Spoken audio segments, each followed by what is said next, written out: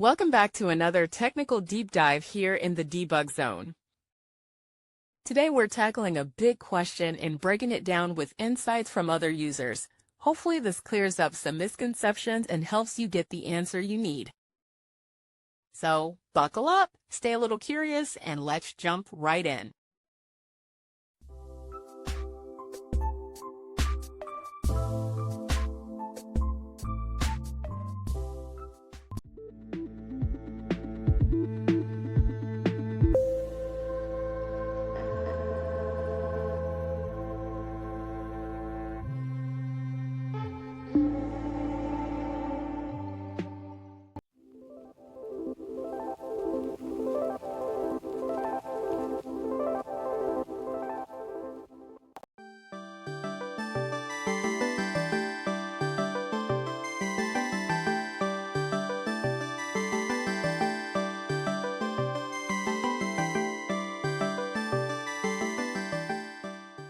And that's a wrap.